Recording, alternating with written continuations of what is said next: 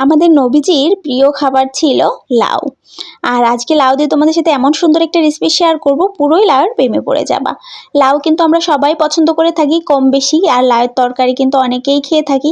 আবার অনেক ছেলে মানুষ আছে, বাচ্চারা আছে লাউ খেতে চায় না, বাট এভাবে লাউয়ের একটা রেসিপি করে খাওয়ালে তারা একদমই লাউ খেতেও বাধ্য। পুষ্টিকর খাবারও হলো আর স্বাস্থ্যকর খাবারও হলো। যাই হোক, আসসালামু আলাইকুম আমার কলিজার ভাই ও বোনেরা, তোমরা কেমন আছো? আল্লাহর রহমতে আমি অনেক ভালো আছি। আবার চলে আসলাম ও ব্লগ থেকে নতুন একটা ভিডিওতে, নতুন একটা রেসিপির সাথে। আজকের রেসিপিটা তোমাদের জন্য খুবই মজাদার একটি রেসিপি, খুবই স্বাস্থ্যকর এবং খুবই পুষ্টিকর।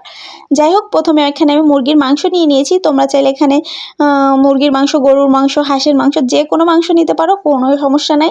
আমি আমার পরিমাণ মতো মুরগির মাংস নিয়ে নিয়েছি। প্রথমে সামান্য লবণ আর হলুদ দিয়ে এটাকে খুব ভালো করে হাত দিয়ে মেখে নেব।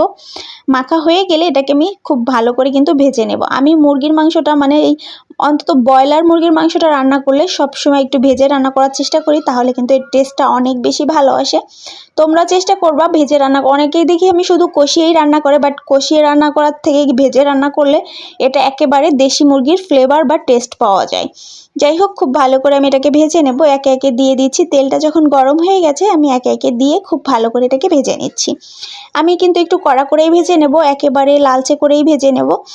তোমরা চাইলে একটু কম ভাজতে পারো, বাট ভেজে নেওয়ার চেষ্টা করবা। ভেজে নিলে কিন্তু টেস্টটা অনেক বেশি ভালো আসে, আমার কাছে যা মনে হয়। অনেকে আছে ভেজে কিন্তু রান্না করে না, বেশিরভাগই মানুষ আমি দেখেছি ভেজে রান্না করে না, একবারে মশলাটা কষিয়ে তার ভিতর দিয়ে খুব ভালো করে কষিয়ে নেয়। বাট কষানোর থেকে এই ভেজে রান্না করলে অনেকটা বেশি ভালো আসে, মজা লাগে। এই তো হয়ে গেছে, আমি এটাকে খুব ভালো করে ভেজে তুলে নিচ্ছি।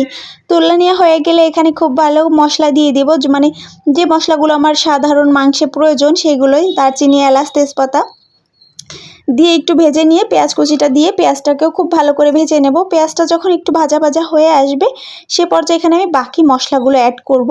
এখানে প্রথমেই আমি দিয়ে দিব হচ্ছে দেখতেই পাচ্ছ রসুন বাটা, টমেটো বাটা আর আদা বাটা। এটা তুমি টমেটো বাটাটা হাতের কাছে না থাকলে না দিতে পারো, বাট আমার ফ্রিজে যেহেতু ফ্রোজিং করা ছিল এজন্যই দিয়ে দিলাম। এবার এই মশলাটা কষিয়ে নিয়ে এখানে গুঁড়া মশলা দিয়ে দিব, জিরা গুঁড়া, ধনিয়া গুঁড়া, হলুদের গুঁড়া, মরিচের গুঁড়া। সব মশলাগুলো দিয়ে আবারও খুব ভালো করে কষিয়ে নেব। একটু মাংসের মশলা দিয়েছি, মরিচের গুঁড়াটা স্কিপ করেছি, একটু পরে মরিচের গুঁড়াটা দিব। মশলাটা যখন কষে আসবে সে পর্যায়ে আমি এখানে একটু মরিচের গুঁড়া দিয়ে দিচ্ছি। মরিচের গুঁড়াটা দিয়ে আবারও খুব ভালো করে কষিয়ে নেব মাংসের সাথে। এবার এত ভালোভাবে ভাজা ভাজা করব। আর লাউটা আর আলু, এখানে লাউ দিয়েছি, লাউয়ের মতো করে স্লাইস করে আলুটাও দিয়ে দিয়েছি। এবার খুব ভালো করে এটাকে ভাজা ভাজা করে নেব যতক্ষণ না পর্যন্ত পুরা তেলটা না ছেড়ে আসে। এই যে তেলটা একেবারে ছেড়ে দিয়েছে, দেখতেই পাচ্ছ।